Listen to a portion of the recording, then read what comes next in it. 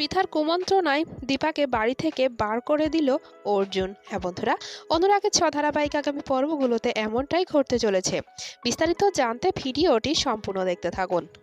পৃথা অর্জুনের বাড়িতে ঢোকার জন্য একটা প্ল্যান করে, যাতে অর্জুন নিজেই তাকে বাড়িতে নিয়ে যেতে রাজি হয়।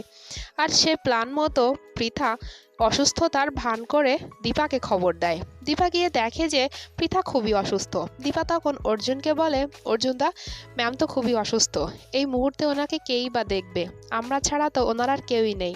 ওদিকে ভিক্টর জেলে, তিস্তাও নিজের বাবা মার কাছে, ওনাকে তো একজন মানুষ লাগে। অর্জুন বলে, আমি ওই মহিলার সম্পর্কে কিছুই জানতে চাই না। দীপা বলে, তাই বললে কি হয়? আর যাই হোক, উনি তো তোমার মা, ওনাকে এতটা বড় শাস্তি দিও না, আমি ওনাকে বরং আমাদের বাড়িতেই নিয়ে আসি। এরপর দীপা পৃথাকে অর্জুনের বাড়িতে নিয়ে যায়। সেখানে গিয়েই পৃথা তার নোংরা খেলা শুরু করে দেয়। সে খুঁটিনাটির বিষয়ে দীপাকে কষ্ট দিতে থাকে, কিন্তু অর্জুনের সামনে নয়। অর্জুনের সাথে সে খুবই ভালো ব্যবহার করে।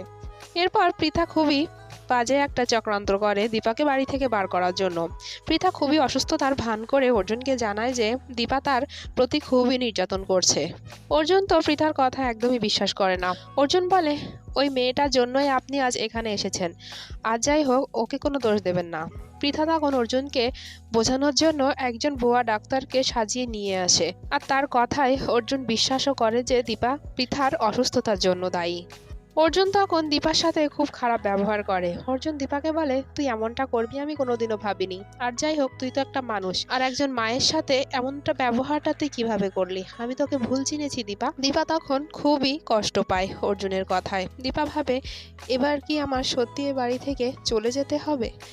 এভাবেই কি আমার আবারও ভেসে বেড়াতে হবে? তো বন্ধুরা, অনুরাগের ধারাবাহিক আগামী পর্বতে সত্যি কি পৃথা চক্রান্ত সত্যি হবে? আপনাদের কি মনে হয়? কমেন্টে অবশ্যই জানাবেন। ধন্যবাদ।